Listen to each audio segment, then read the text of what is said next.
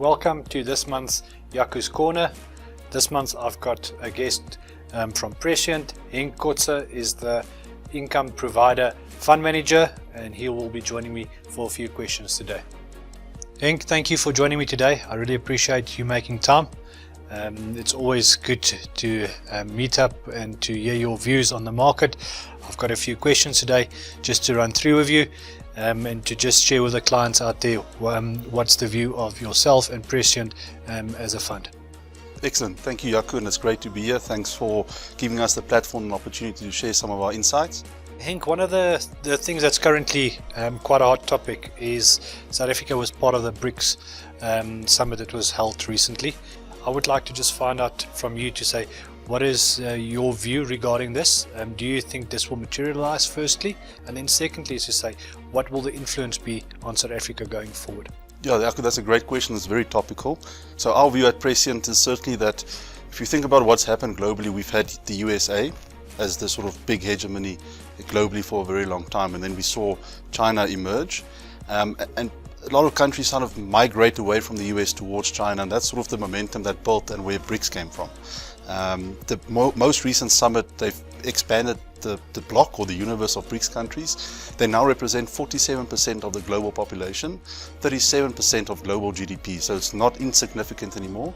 The key thing is really the ease of trade, so to try and foster better trading relationships, make sure that they're opening up lines and really trying to move away from this westernized world and the way the economy works. If you think back to 2008, where a lot of this sort of started, for us as South Africa, it's interesting. So the expansion of the BRICS bloc brings opportunity because there's more trading partners, but it also could be detrimental. So if one of the new BRICS members, Argentina, some of the South American guys, Iran, takes over from where South Africa was within the BRICS, so China would rather trade with one of them than us, that is definitely a risk for us. By saying that, what is your views on the current inflation within the US? Do you think they've got inflation under control or not? And what's your opinion regarding the Fed? Will the Fed most probably increase rates again or keep them the same? And then is South Africa still following the Fed by saying normally when they increase, we increase? And what's the view of you guys going forward regarding the interest rates? Our view is on the inflation side, we've been of the view that inflation will come down. It hasn't come down as quickly as expected, and there's a specific reason for it. So at Prescient, we are systematic in the way we do things. So we try and look at the evidence. And I think if I think about what's driving the current US inflation, so the last print was 3.7, the year-on-year inflation number. 2.5% of the 3.7 was from one component. Okay, that is the shelter component. Really, if I break down shelter further, there's two components within that. The first is homeowner's equivalent rent. That is really, if I own a house, the survey data guys come to me and say, Henk, how much are you going to pay to rent your house? And they see how that prices go up and down. And then the second one is actual rent. Okay, so if I think about those two components and how high they've been, the best way for us to see where they're going is to look at house prices. And if I look at S&P house price index, it's already in the negative. Okay, so if we follow this trend down, that 2.5% comes out of the 3.7, inflation in the US is already under 2%. Okay, so we are quite constructive on US inflation. We do think it comes down. The Fed's saying it won't get to 2% anytime soon. We disagree with that. And that will allow the Fed to start decreasing rates in the not too distant future. So our view, if you look at where the market pricing is, they don't really see the Fed doing anything from interest rate increases anymore. The bigger question is when do they start cutting rates? So currently priced for middle next year, which we think is maybe a bit too far out. And the big question, the real one that drives our market and what should sort of depict where risk prices go, is where does that rate settle? Okay, so currently we've got it around 4.30, so 4.3%, which is a bit too high. If this inflation number does come to around 2%, that should be around 3.5% of real. So if that back end of that US pricing comes into 3.5, it's going to be very, very good for SA asset classes or emerging markets. And that's where we stand. So we think it's pretty constructive in mind for that, but we need to see that inflation turn. The Fed starts signaling they're going to cut rates, and then SA will follow. So to answer your question on SA following the Fed, that's certainly still the case. So if I had to look at the pricing, what the market expects for rates in the US, and put ours on top of that, it's almost exactly the same picture. Then coming back to South Africa, from a Prescient point of view and a fund manager, I would just like to ask you, what is your view on the economy of South Africa? Are you guys positive or concerned about it? If there's anything positive or that stands out that's concerning you guys, can you please just give us some feedback on what your views? Yeah, so if I look at on the ground, it's not going great. I think we all know that, we all see that.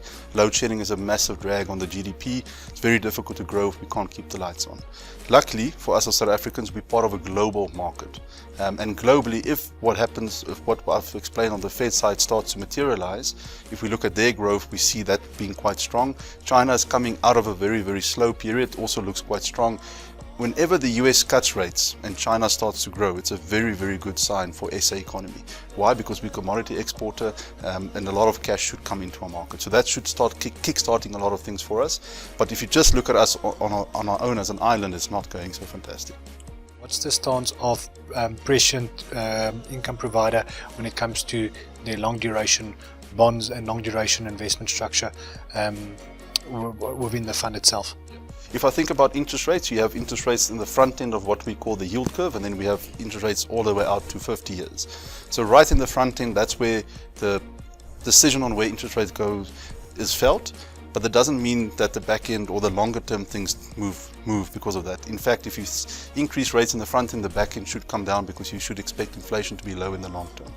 What we are seeing in South Africa is we have a very steep yield curve. So the difference between the front end and the back end, so short-term rates and long-term rates, is very wide.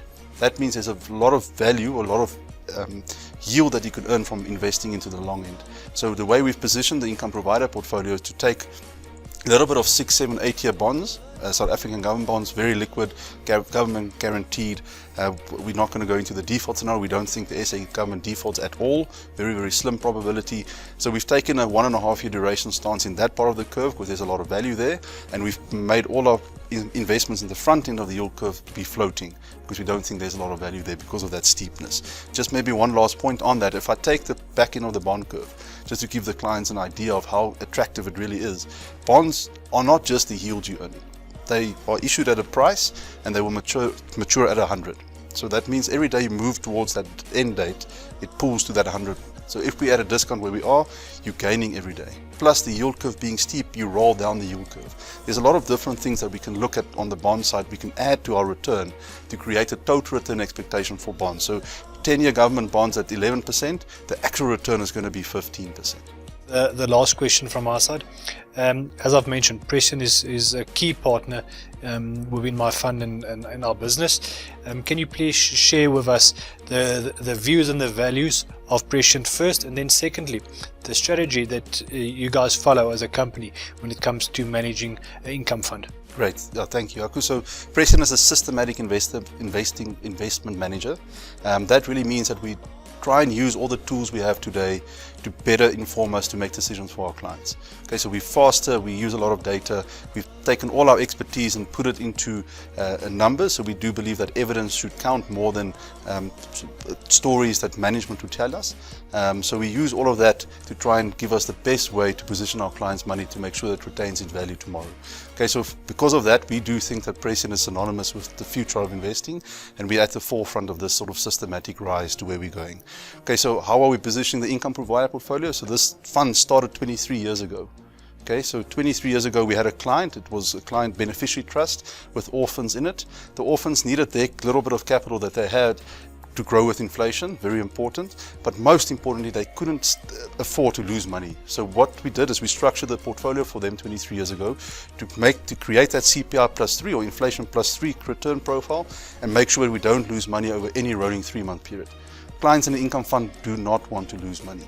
Okay, and we focus on that very, very strictly. We have a strong risk management process. We make sure when we're buying anything, we understand the risk, and we're always trying to achieve that rolling positive returns for our clients. Henk, thanks for making time today. I appreciate you coming to answer these questions that we've set up for you. I think the clients will definitely get value out of this, and from our side we'll definitely keep in touch with the managing of the funds, and all the best for yourself and the managing of the Prescient income provider. Thank you. Thank you. That concludes this month's Jaco's Corner. I hope you found the information on this video valuable. I'll see you in the next one.